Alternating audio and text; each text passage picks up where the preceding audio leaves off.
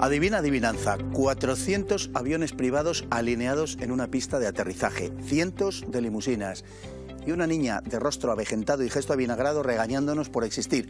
No a los de los jets privados y a los de las limusinas, no. A usted y a mí. Y a los de las furgonetas diésel, y a los camioneros, y a los repartidores, y a los taxistas. ¿De qué hablamos? Pues de la cumbre del clima de Glasgow, claro.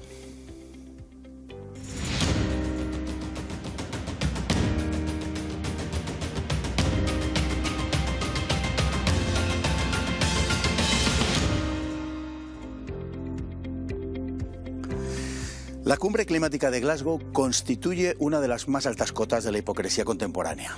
El del cambio climático es un gigantesco circo mediático al tiempo que una de las industrias más prósperas que ha inventado el hombre. Una industria a mayor gloria de los multimillonarios globalistas que han mostrado su verdadera faz, la de unos privilegiados que lo único que buscan es perpetuar sus privilegios. La sopa de alfalfa y el hacinamiento en el transporte público, para usted. El chuletón, el jet privado y los hoteles de 7 estrellas que me aseguran que existen, se los quedan ellos. Y además todo eso se lo financiamos nosotros. A comienzos de noviembre se han reunido en Glasgow numerosos jefes de Estado y de Gobierno de todo el mundo para abordar la temática del cambio climático. También se produjeron no pocas ausencias, como las de Xi Jinping, Putin, Isabel II y Bolsonaro. Y otros, como el australiano Morrison, trataron de que los compromisos impuestos a su país no fuesen excesivamente onerosos, mientras que Vietnam, Polonia, Marruecos, Chile y Egipto, países con escaso peso en el concierto económico mundial, se han comprometido a eliminar la producción del carbón. Australia, junto a India, Rusia y China, verdaderos gigantes económicos mundiales, se han opuesto a cualquier acuerdo que implique una eliminación gradual del carbón. De hecho, China y Rusia parecen estar ganando tiempo, evitando compromisos firmes, lo que ha enfrentado a Beijing con Washington en un cruce de declaraciones acordes a lo que viene sucediendo en los últimos meses. Con todo, más países que nunca están determinados a reducir las emisiones de gases, reducir el consumo de carbón y la deforestación, así como entregar abundantes recursos a los países más pobres para que estos puedan adaptarse a las nuevas políticas verdes. Las personalidades que han acudido a la cumbre han suscitado un notable escándalo al aterrizar en Glasgow en 400 jets privados prácticamente vacíos. Los líderes mundiales, además, se han desplazado en nutridas flotas de automóviles, como la del presidente estadounidense Joe Biden, que movilizó hasta 85 vehículos, además de 4 aviones y un helicóptero. Cada hora de vuelo del Air Force One cuesta $200.000. Jeff Bezos se desplazó con Gulfstream, un aparato de $70 millones. Hasta la anfitrión, el primer ministro británico Boris Johnson, ha tomado un avión para cubrir la distancia de poco más de 500 kilómetros que separa Londres de la capital escocesa. Las protestas de los grupos ecologistas y ambientalistas no se han hecho esperar, solicitando una radicalización de la actuación de los dirigentes mundiales. Y no es extraño, porque a tenor del comportamiento de esos grandes líderes que impulsan las políticas verdes, sería fácil sacar la conclusión de quienes las promueven no creen lo más mínimo en la realidad del cambio climático. Y si tenemos con nosotros una pipa, que pueden ver aquí, la cogemos ahora, tenemos una pipa, pues esto nos da una pista, además de la temática, de quién nos acompaña esta noche. Don Alex Lahaim, haga los honores, por favor, de acercarse hacia nuestro sillón. Muy a gusto de estar otra vez en el salón de su casa. Que es la suya, le entrego el objeto en cuestión, porque además el programa de hoy es para fumar en pipa, y mejor que nadie lo sabe para usted. Hablar de nuestras cosas. Y de la niña del bla bla bla, no es la de la Eurovisión ni eso, el trío aquel, el no, bla bla bla. Vamos a seguir haciendo amigos. Vamos a seguir. Además, de verdad. Bueno, y hablando, como terminaba la pieza, de aquellos que parecen no creer en el cambio climático por más que lo pregonen. Sí. Como es Obama. Obama es otro de los que, al igual que la niña, nos regaña a los demás, a los que no tenemos jet privado, nos regaña pues por eso, por utilizar nuestros pequeños coches diésel para ir tirando, que nos dijeron en su día, por cierto, que era un modo de contaminar menos, utilizar el diésel. Se acordará usted, por supuesto. Hombre. Espero que nuestros telespectadores también lo recuerden.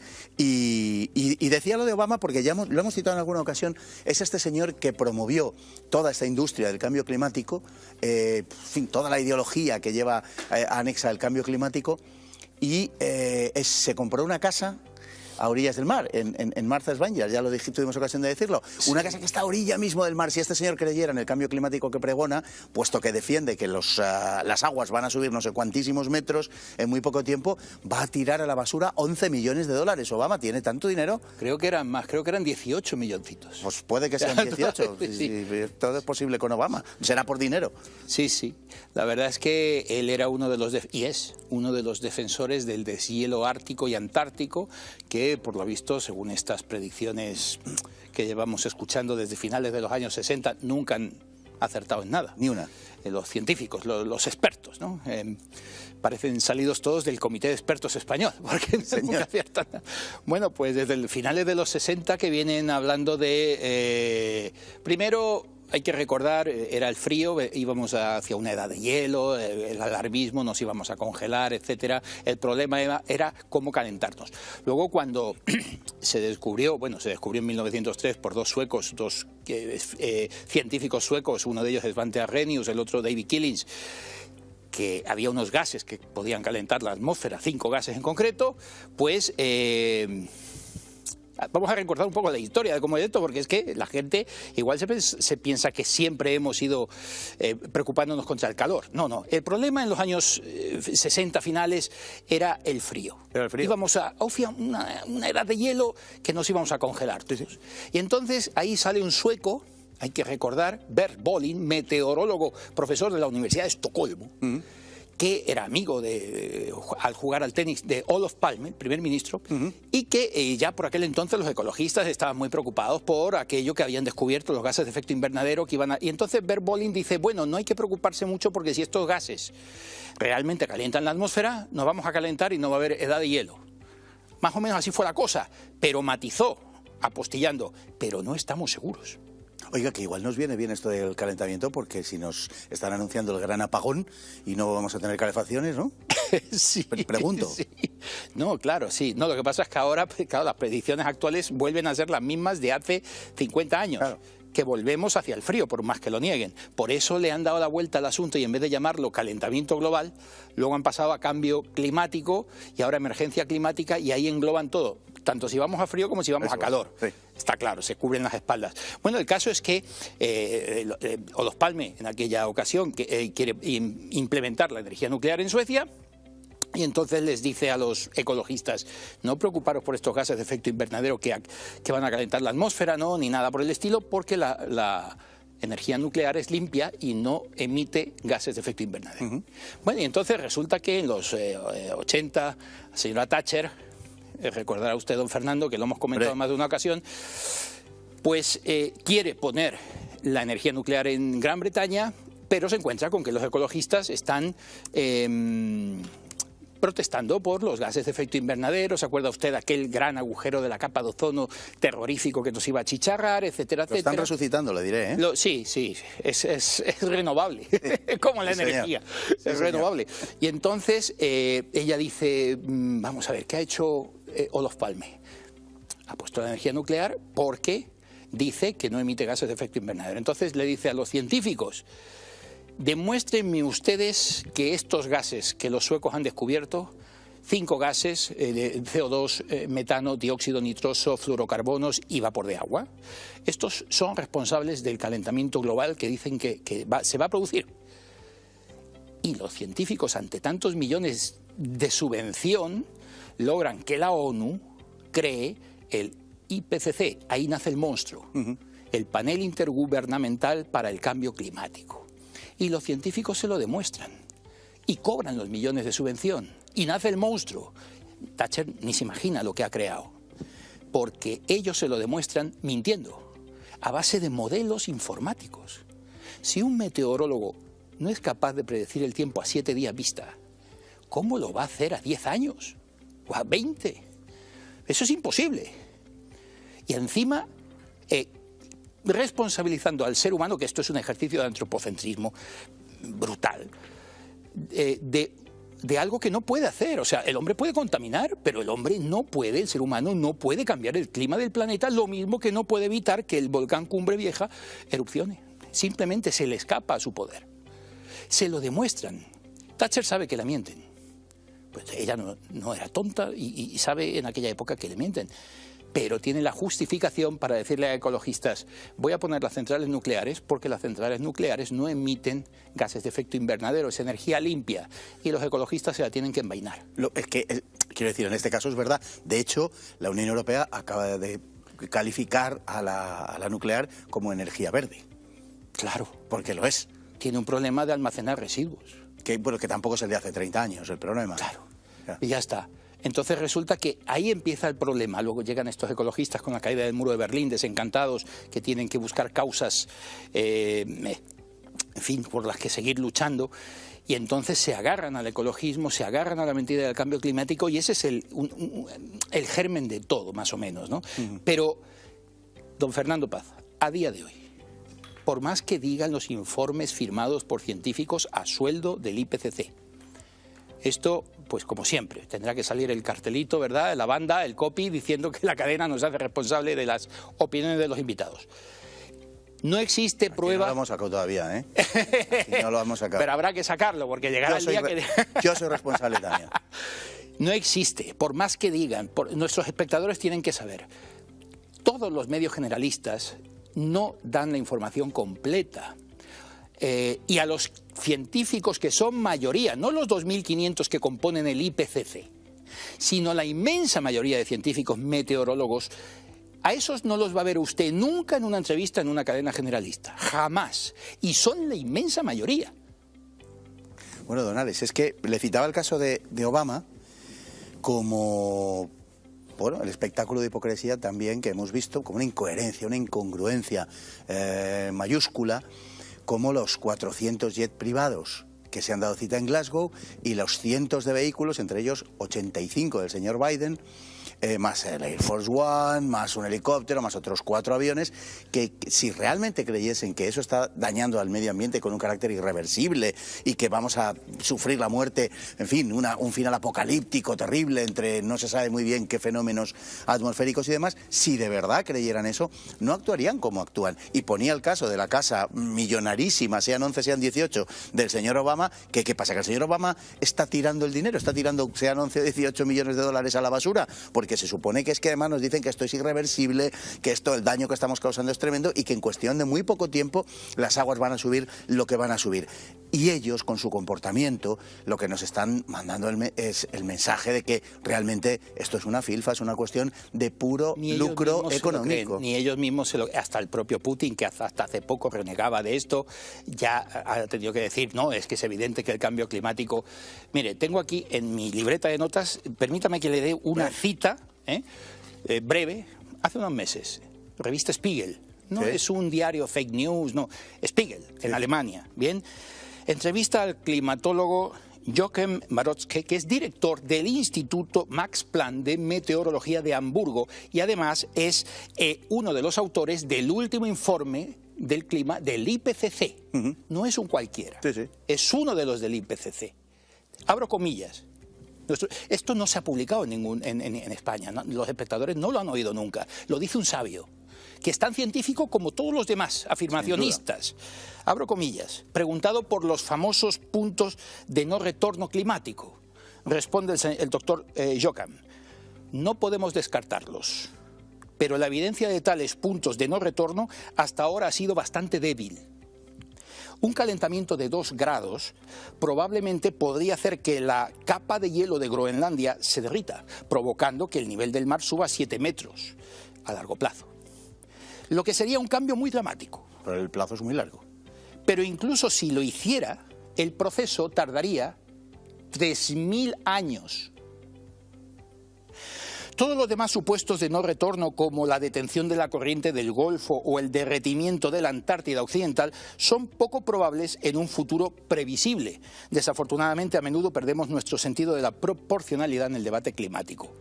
Cierro comillas. Este señor es un señor enormemente relevante, hay que repetirlo otra vez. 3.000 años para que todas estas profecías catastrofistas puedan llegar a cumplirse. Obama lo sabe. Por eso tiene la casita que se ha comprado en Martha's Vineyard. porque sabe que no va a subir el nivel del mar. Lo que sí puede subir, don Fernando, el nivel del mar, y no se dice porque nadie se atreve en televisión, mucho menos los geólogos, vulcanólogos del IGN, es que es posible que La Palma se parta en dos. Es posible, entra dentro de lo posible, la isla. Y es posible que si se parte en dos y eso cae al mar, genere un tsunami que puede llegar incluso no solo a África y Europa, sino también al otro lado del Atlántico. Sí, a Estados Unidos, básicamente. Y ahí sí se inundarían cosas. ¿Es el hombre responsable de que eso ocurra? No, es un volcán. No pueden pararlo, los humanos no pueden pararlo, si no ya lo habrían hecho. Tampoco es responsable de que se caliente el clima, porque saben muy bien que eso no depende del ser humano por más que se queme combustible fósil. La gente se piensa que con su coche, con su vehículo, está contribuyendo a la muerte del planeta, y es mentira, lo hemos dicho aquí por activa y por pasiva. El carbono es un elemento de la tabla periódica, el CO2 es el gas de la vida.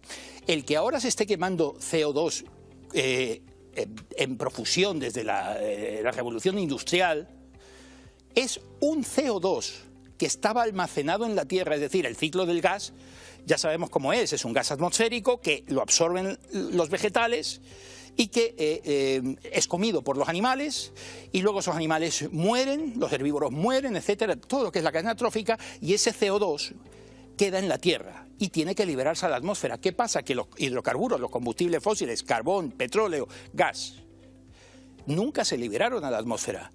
Quedaron tapados por la Tierra fósilmente en depósitos subterráneos. Pero el CO2 de la Tierra natural, hay el CO2 que hay, el oxígeno que hay, el agua que hay, no hay más. Lo único que ahora se está liberando es lo que no se liberó. Les recuerdo que vivimos en una época de déficit de CO2, no más de 400 partes por millón. Y aún así se está reverdeciendo el planeta. Más que nunca. Más que nunca. Las fotos de la NASA satelitales lo demuestran. Tampoco se lo dicen a los espectadores en los medios. Hablaremos de eso de un modo más pormenorizado en otra ocasión, pero debemos de decir que el mundo es más verde de lo que ha sido nunca, y concretamente España es el país en el que más ha crecido la masa forestal después de China en todo el mundo. Pero yo quería decirle al hilo de la cumbre de Glasgow que, en primer lugar, las ausencias han sido muy notables. Estamos hablando de la ausencia de Xi Jinping, es decir, que China no le ha querido dar un perfil alto a la reunión, de Putin, Isabel II, por razones de edad y de salud, sí, más de salud que de edad, porque, bueno, y tampoco ha estado. Y la verdad es que la cuestión del carbón, bueno, en resumen, por hacerlo corto, muchas palabras, pocas realidades. China y la India han dicho que verde las han segado, son los primeros países en el consumo de carbón. Bueno, China consume más que todo el mundo junto. Sí, sí. Solo China. Los chinos creo que han dicho que para el 2060, 2060. posiblemente van a cumplir con los protocolos de esto. Entonces, don Alex, los rusos para el 2050... Entonces, de verdad, ¿esto para qué diablos sirve? Quiero decir, se han dado un paseo, han ido a Glasgow, se han tomado unas copillas juntos, Fernando, de zarzaparrilla, supongo. No sirve para nada, porque, repito, el ser humano no es responsable del calentamiento del planeta, por un lado. Por el otro lado, vamos hacia el frío, lo dicen todos los estudios serios. Esta gente de la cumbre de Glasgow, los ecologistas se están echando las manos a la cabeza porque dicen que los políticos no se han puesto de acuerdo en lo que ellos querían, que son acuerdos de mínimos, que aún así van a estar el doble de grados centígrados por encima de lo que ellos han acordado. No se sabe cómo, 1,5 grados. Que no puede subir la temperatura del planeta 1,5 grados. ¿Por qué? ¿Porque lo dicen ellos? No hay un estudio científico que diga nada, o sea, no hay nada, todos son modelos informáticos que además se hacen ajustando las reglas del juego a los objetivos que busca el jugador. Es increíble. Entonces, se echan las manos a la cabeza los ecologistas porque hay que obligar a los países, porque estos han logrado que se bajen los pantalones. Me parece que algunas empresas de automoción, Volvo, General Motors, no sé qué, que han dicho que para el 2035 ya van a tener todos los coches eléctricos. No le dicen a la gente que el coche eléctrico conta. ¿De dónde creen que sale la electricidad que alimenta esas baterías? Claro, exactamente. Y ahora que estamos en alarma energética, ahora... resulta que el carbón se está revalorizando, están empezando a renacer las plantas de carbón En España nos quedan 5 y están empezando a funcionar otra vez a destajo, porque las energías alternativas, que si el sol, que el viento, que si tal y que si cual, pues no dan, y como no tenemos nucleares casi en funcionamiento, y como no tenemos, están todas en periodo ya de muerte, todas esas centrales de carbón, pues las están volviendo a poner en funcionamiento. Don Alex, es que, vamos a ver, además de que se está hablando insistentemente y ya, bueno, en fin, las sospechas crecen vertiginosamente del gran apagón, es que las eléctricas esta semana pasada han advertido al gobierno que se puede esperar, al gobierno español, que para finales de enero, para la segunda mitad de enero, podemos vivir ese gran apagón en función de que la demanda de energía no se vea satisfecha precisamente por cuestión de las renovables, porque en una época, en un momento de gran consumo energético, por razón de las calefacciones, por ejemplo, de que las horas de luz solar son menores, claro, la producción a su vez de energía, todo lo que tiene que ver con como no haya viento, todo lo que tiene que ver con ese tipo de producción, nos puede abocar. En España sí, el gobierno dice que no, razón de más para creer, para reforzar el argumento precisamente de que en España sí podemos sufrir el gran apagón.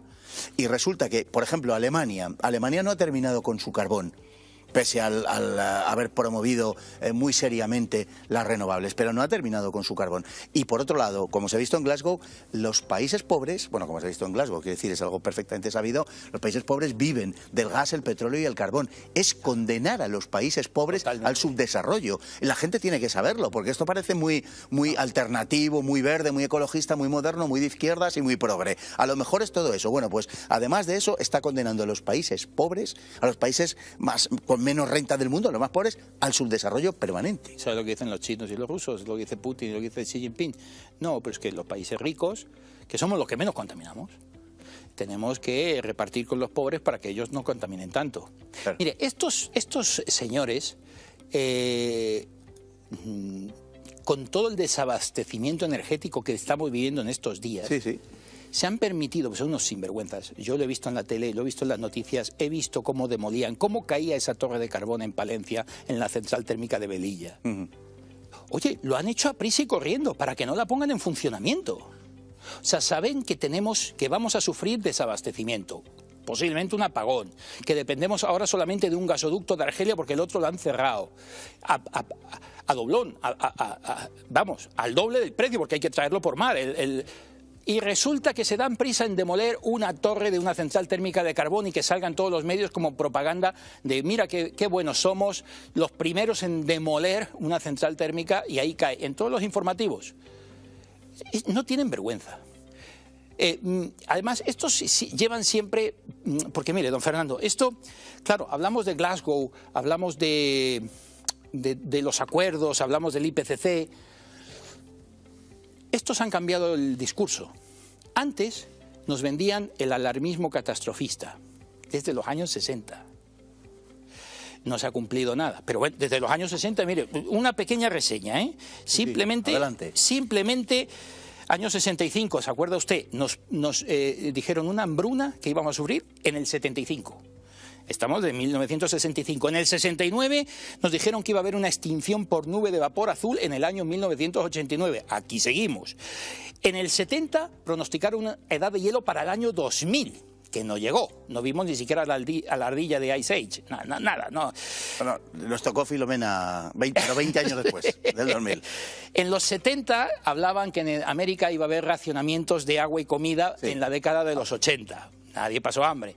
En el 74, aquel agujero de ozono, aquel agujero troposférico que nos iba a chicharrar. Bueno, pues en fin. En el 89 dijeron que en el 2000 iba a subir el agua, las aguas iban a subir, iba a destruir todas las ciudades costeras, todas las playas, todas las islas. Bueno, aquí seguimos. Los únicos que tienen problemas de momento son los de La Palma, los pobres palmeros. En el 2000 pronosticaron una edad de hielo para Gran Bretaña en el 2020. Estamos en el 2021 y de momento luce el sol en Londres y en Glasgow también. Incluso. En Glasgow poco, pero bueno. Por no hablar de la mentira del deshielo ártico, que es renovable. Como usted bien sabe, don Fernando, se iba a descongelar.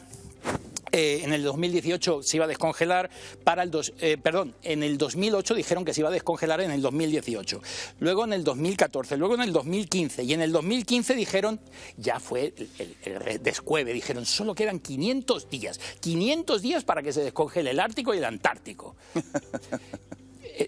son tremendos, don Fernando, y no se les cae la cara de vergüenza. Además, al disidente, repito, por si nuestros espectadores no les ha quedado claro, los disidentes son la mayoría de científicos a los que no dan voz en ninguna cadena de televisión, en ninguna radio, y salen esta entrevista con cuentagotas.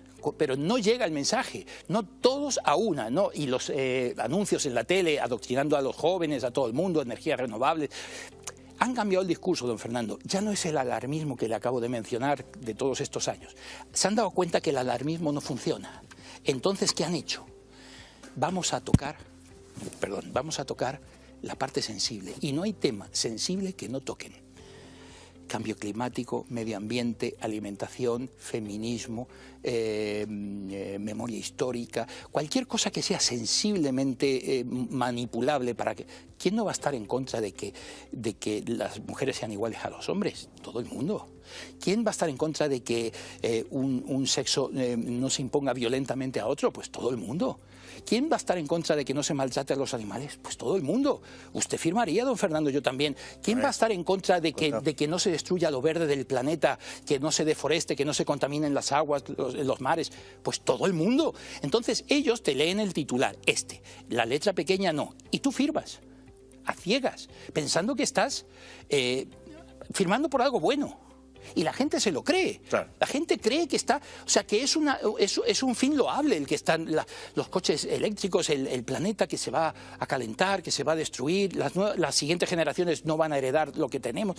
Se lo cree, pero no hay prueba científica de nada. Y entonces estos, cuando aparece un científico, que repito, son mayoría, miles y miles de científicos, meteorólogos, climatólogos, etcétera, físicos, estos dicen lo contrario. Y entonces se defienden los del lobby energético, estos verdes, se defienden atacando a los que dicen estas cosas y además mintiendo en los medios y diciendo, los hemos desmentido.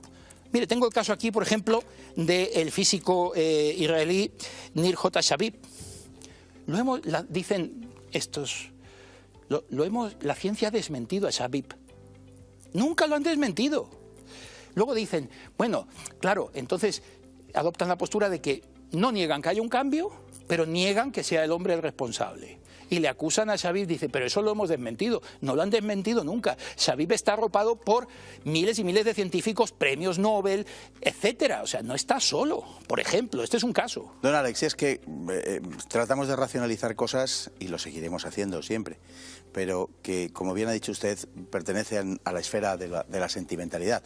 El proceso de victimización más emotividad desemboca siempre en culpabilización, que es de lo que se trata y donde están ahora, culpabilizándonos. Nosotros nos vamos a publicidad, pero volvemos con enorme celeridad. Rápidamente estamos con ustedes otra vez.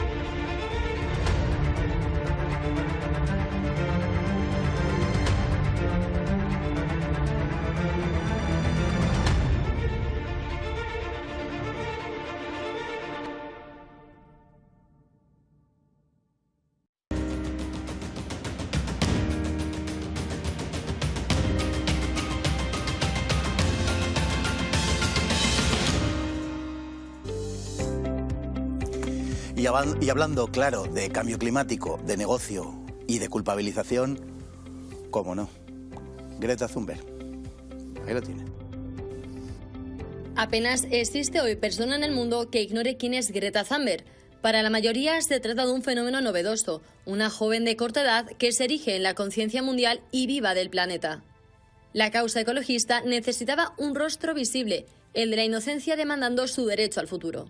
Y lo ha encontrado, mal que bien, en Greta Thunberg. Pero, aunque la actual generación probablemente no lo recuerde, la desabrida y poco agraciada niña Greta tuvo su antecedente en Seven Kuji Suzuki, una niña de 12 años a la que pasearon por la cumbre de Río de Janeiro del 1992, que 2 años antes había fundado la Organización Infantil del Medio Ambiente. Su discurso era idéntico al que Greta amplificaría un cuarto de siglo más tarde.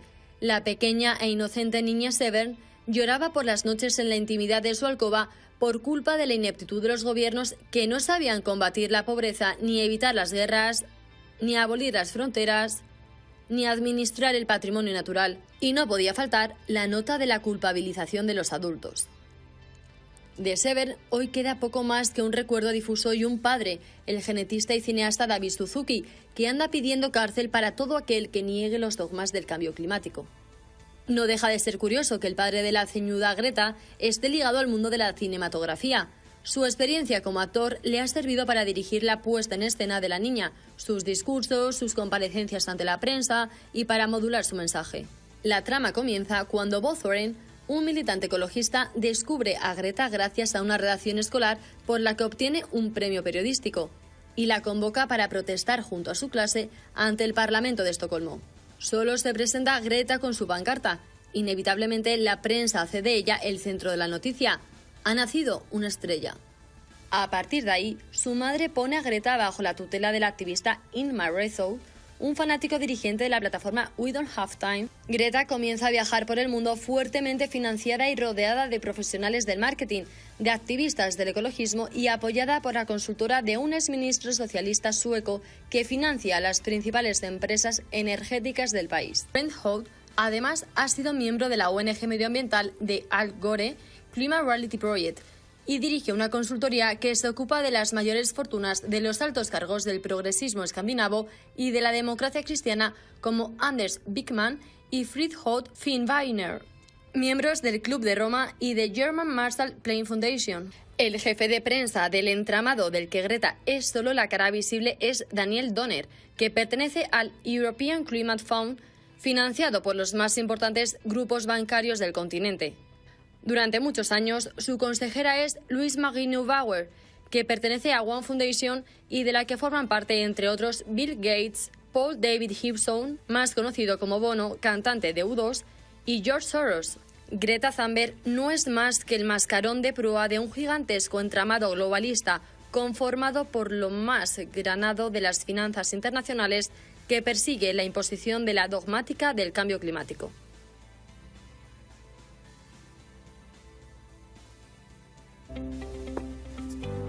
Pues Donales, bueno, que esto no es nuevo, que esta jugada ya nos la hicieron hace 30 años, no les terminó de salir bien del todo, no llegaron a consagrar al personaje, pero era un poco lo mismo, era la liturgia de la niña que lloraba por las noches a comienzos de los años 90 por causa de la pobreza, de las guerras, de las fronteras, del agujero de la capa de ozono que entonces amenazaba, como ha recordado perfectamente hace un rato, con achicharrarnos. Es decir, esta pequeña Severn que era, podríamos decir, la madre, entendámonos, de Greta. Me da mucha pena porque yo era admirador de su padre. Yo veía sus películas documentales en los años 80 y tenían una factura impecable. Que este señor haya perdido el norte y vaya pidiendo cárcel a todo aquel que disienta de la verdad única del Ministerio Global de la Verdad, me parece inclasificable. Pero con lo que le decía don Fernando es que antes el mensaje de su hija Severn Cooley Suzuki era catastrofista y vieron que no les funcionaba. Con Greta han aprendido y han ido al sentimentalismo y entonces les es mucho más fácil, al ser algo emocional, si tú no estás de acuerdo, o sea, el que está conmigo, bien, pero el que no está conmigo, ¿cómo no va a estar de acuerdo en que muera el planeta? Es un malvado que quiere que los animalitos sufran. Exacto. Y eso cala mucho mejor en el mensaje a la tendencia social de la ciudadanía, o sea, entra por la vía emocional. Esto ya se sabe desde los tiempos de Gramsci. Gramsci ya vio que, o sea, el marxismo no entraba por las buenas económicas, vamos a meterlo por debajo culturalmente. O sea, es lo mismo pero a nivel emocional. Vamos a meterlo, ya no es catastrofismo, un poquito sí de catastrofismo, porque si no nuestros hijos no heredarán el planeta, lo vamos a destruir. Es la cuestión de enfrentar a través de una niña. Hay que recordar que cuando se sentó manipuladamente, no fue ella sola. O sea, tenían que ir todos los del colegio con su pancarta. Cuando Bo Thoren Sí. La ficha ella y a toda su clase que habían ganado, ella había ganado un premio de redacción medioambiental, pero a todos los que habían hecho una cartita y tal, los iba a sentar en la pancarta, ante el Parlamento, ¿no? Con su pancarta. Pero el día D la sientan solamente a ella aposta. Porque si hubieran sentado a 30 niños allí, evidentemente no hubiera nacido un ídolo, que es lo que buscaban. Ella va sola a posta. A los demás les dicen que se queden en su casa. Esto está todo orquestado en la sombra. El día D coincide precisamente con la fecha, el aniversario de publicación del libro de su madre. Un libro medioambiental, ecologista. Hay que recordar que su madre es una activista vegana, además de cantante de lírico, una activista radical, como todos los veganos. Y el día está elegido, no es accidentalmente la fecha puesta ahí, no es elegido. Entonces, ¿qué se trata? Se trata de dar en el corazón de la gente. La pobre Greta Thunberg, ahí sentada sola con su gorro de lana y su pancarta, en absentismo laboral absoluto, un día y otro y otro. Y aún así no hubiera tenido visos de nacer un ídolo infantil de este tipo, 15 o 16 años creo que tenía. Tenía entonces, sí. Si no hubiera tenido todo un aparato publicitario y de marketing detrás que la iban filmando día a día, sacando las noticias.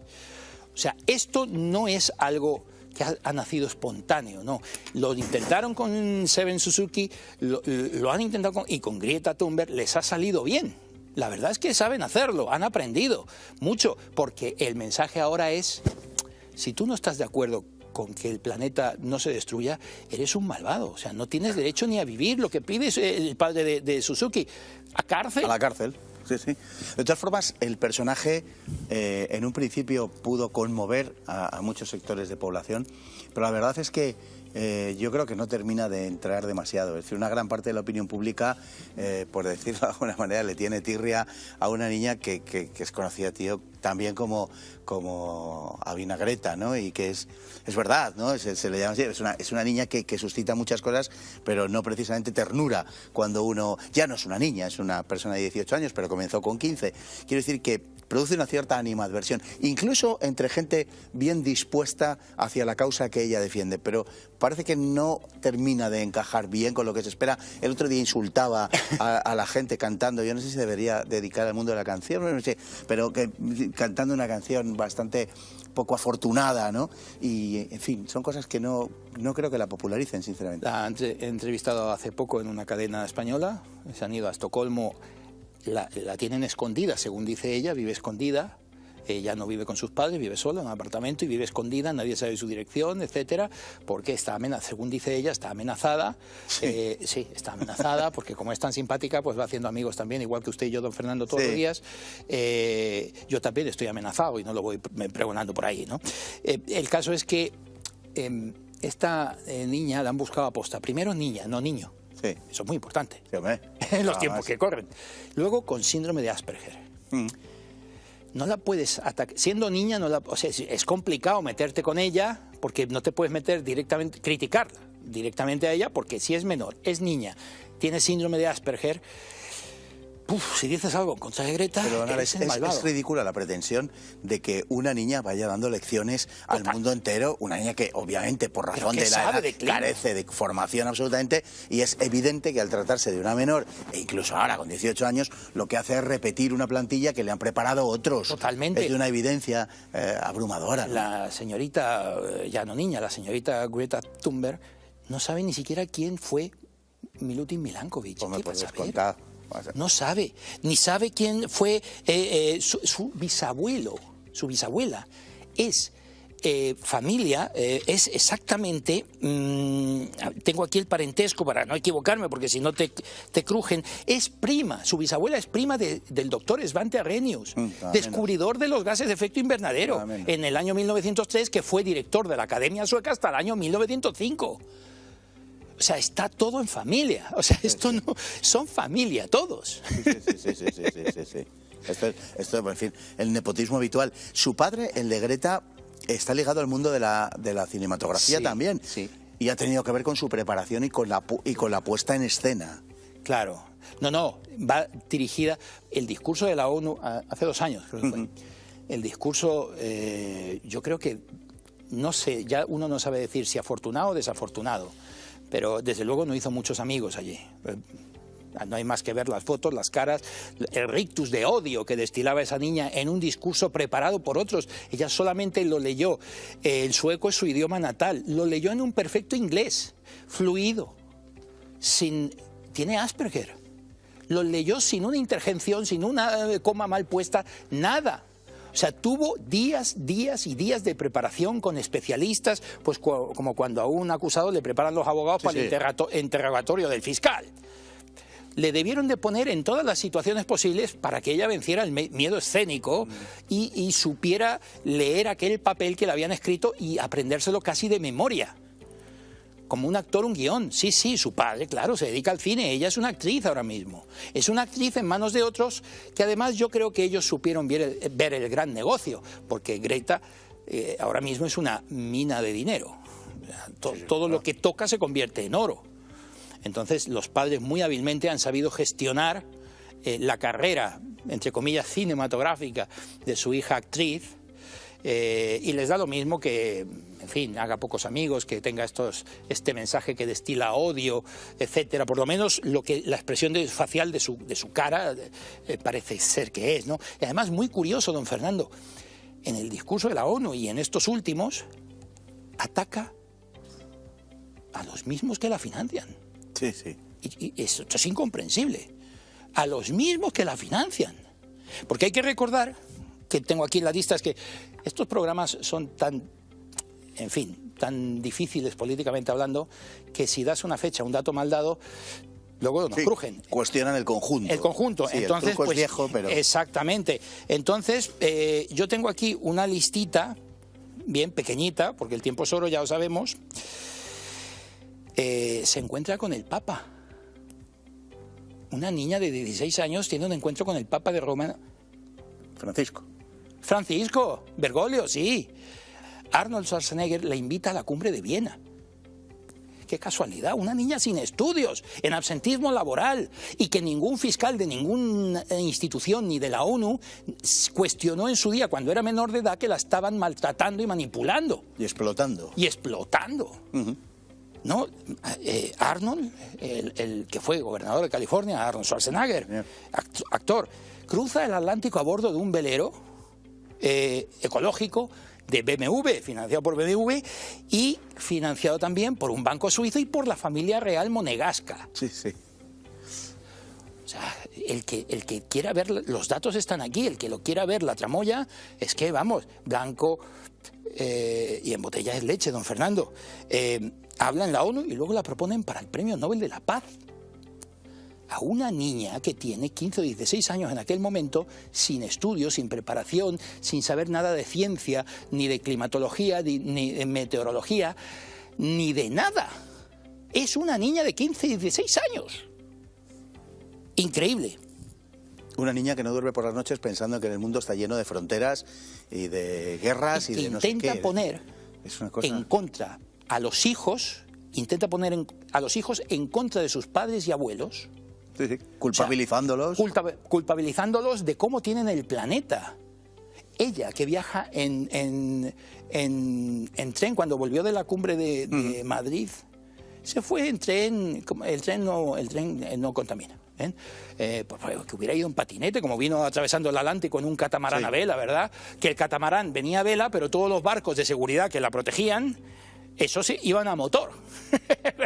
El helicóptero solamente tomaba las fotos del catamarán, pero de los demás barcos a motor que la protegían, esos no salían en la tele. Y así con todo. Es decir, tiene su móvil, supongo, su smartphone, tendrá todo lo que tiene cualquier joven, pero ella intenta poner a los hijos y a los nietos en contra de sus padres y en contra de sus abuelos, que han sido malos, malísimos, mientras ellos siguen yendo a comer bien, a tener su iPad, a tener su móvil, a tener su coche, etcétera. O sea, haz lo que yo te digo, pero no lo que yo hago. O sea, bueno, su consejera es Luis Marie Neubauer, de One Foundation. Es relacionada con el globalismo más descarnado que hay en el planeta, pero es que todo eso además tiene una razón, ¿verdad, don Alex? tiene una razón de carácter familiar. La familia Cuéntenosla. lo niega desde hace unos años. La familia niega que Louise Marie Neubauer sea la asesora, digamos, de Greta Thunberg. El caso es que no se despega de ella. Allí donde va por el mundo, en la foto siempre sale detrás la señorita Louise Marie Neubauer, que, como ha dicho la pieza, es efectivamente miembro de One Fund, donde están Bono, Bill Gates, el perejil de todas las salsas, que es el señor Soros. Pero es que ha saltado la noticia hace poco. La señorita Neubauer es familia directa, no relacionada, familia directa de los Rothschild. No será verdad. Sí. Ella está muy directamente relacionada con Mayer Amschel Bauer, que cuando viajó a Frankfurt a hacerse cargo del negocio de su padre, cambió ya el nombre a Rothschild. Ahora es Mayer Amschel Rothschild. Ella es familiar directo de los Rothschild. ¿Qué ocurre? Que ahora, cuando se ha sabido esto, en todas las páginas de internet donde estaba esa información, están borrándola de Wikipedia y de todos los sitios, están borrando esos datos. Porque claro, es que está metida directamente en el Club Bilderberg. Directamente. O sea, no hay un solo pobre, un solo muerto de hambre, un entusiasta, un idealista que lo haga de corazón, ¿no? Allí todos tienen un euro, un dólar que ganar con este negocio energético, todos. Y Greta Thunberg les da a ganar a todos ellos ahora un montón de dinero, a todos. Tenemos otro personaje que es Daniel Donner, que pertenece al Fondo Climático Europeo, bueno, que es una organización que está financiada por los grandes grupos capitalistas de Europa. No se salva ninguno. Ninguno, Daniel ni por Donner, casualidad. Daniel Donner es el jefe de prensa. ¿De quién? De Ingmar Rentzok, que es el gestor de la plataforma We Don't Have Time, no solamente de esta plataforma, sino, como ha apuntado la pieza de vídeo, dirige la consultora Global Challenge, que está relacionada con las mayores fortunas de Escandinavia. No es poca cosa, ¿no? Los más altos cargos políticos, entre ellos jerarcas del Club de Roma. O sea, no, aquí no hay ningún pobre, todos están muy bien situados. Y las actividades del señor Rentzok, que tiene entre sus trabajadores, digamos, a Daniel Donner, está, por supuesto, el intercambio de derechos de emisión de CO2 con fines lucrativos. Claro, es que aquí todo el mundo se hace millonario, como Al Gore, que es el millonario del carbono. Esto igual, mire, tenemos ahí una mosquita que... Sí, la mosca de la tele, toda la vida. Sí. Lleva décadas entre nosotros. A Obama lo crucificaron por matar una con la mano. Sí. Ni se nos ocurra... Yo porque no la cojo, ¿no? Le digo la verdad, que no debía Bueno, tener. todos estos son íntimos de Bill Gates. No sé si recuerda usted que entre todos los citados, no solamente Donner, está también David J. Phillips, Hombre. que es un experto ha creado unas técnicas de oratoria para todos ellos, Sí, incluida ella, Greta Thunberg, para, ¿cómo decirlo?, para generar el desarrollo de oxitocinas en los oyentes, en los escuchantes. Es que está todo medido al milímetro, don Fernando, todo. Nadie le cuenta esto a los espectadores en ningún medio de comunicación. Pero tienen que saber que es todo una tramoya, es todo un circo. O sea, esto no hay nada espontáneo, todo está preparado hasta el último detalle para que ustedes se crean que esta niña realmente fue puesta allí en el suelo con su pancarta en la puerta del Parlamento sueco porque ella era una entusiasta y una idealista. No, estaba totalmente dirigida por sus padres y por todo el imperio de marketing, de activistas. Donner está financiado por los bancos más importantes. Sí, sí. O sea, no es poca cosa. O sea, es que la lista de todo el mundo que está enchufado ahí ya ni nos daría tiempo a enumerarla aquí. Pero el mensaje final es: niños del mundo que seguís a Greta Thunberg. Bueno, los niños no nos verán a lo mejor en este horario, pero sus padres sí. Estudien, acaben sus estudios, trabajen en el medio, cúrtanse 15 o 20 años y tendrán capacidad y conocimientos y bagaje cultural para opinar. Por ellos mismos podrán opinar, y no porque lo que les digan los demás en folios escritos para ganar dinero. La mayoría de las cosas que dice la señorita Thunberg son aberraciones que no se sostienen científicamente, ninguna de ellas. Y el mensaje también sería a los niños del mundo decirles, si su profesor les pide una redacción sobre medio ambiente, no la escriban, por favor. No, porque acabarán con la cara avinagrada. Podemos tener gretas para aburrir. Y lo que ha dicho usted, don Fernando, estaba físicamente, se la ve a esta ya mujer, ya no niña, se la veía físicamente más saludable hace 2 años. Sí, claro. Que ahora. Ahora se la ve, en fin, ella es vegana, ¿eh? La madre también. Por algo será, don Alex, por algo será. En cualquier caso, está claro que ella está rodeada de poderosísimas fuerzas, no es una niña inocente, bueno, puede que ella lo sea a lo mejor, pero quiero decir, el entramado que le rodea no es precisamente inocente, está todo absolutamente preparado, está todo diseñado para llegar a nuestros corazones, para hacernos cosquillas en el alma, para que nos enternezcamos ante las propuestas de un mundo feliz que nos aguarda y que nos espera y de cuyo deterioro los adultos venimos siendo unos irresponsables contumaces. Don Alex, muchísimas gracias por estar con nosotros. Seguiremos con este y otros asuntos, como bien sabemos, pues porque nos procuran tal cantidad de seguidores y de amigos por los 4 rincones del planeta. Don Alex, muchísimas gracias. A usted, don Fernando, por traerme un día más al salón de su casa. Y los que Dios mediante nos quedan. Y a todos ustedes, pues que sigan ahí soportándonos, que les seguiremos contando cosas interesantes, cosas que no les cuentan en otros sitios, con amigos como Alex Lahaim. Muchísimas gracias y hasta mañana.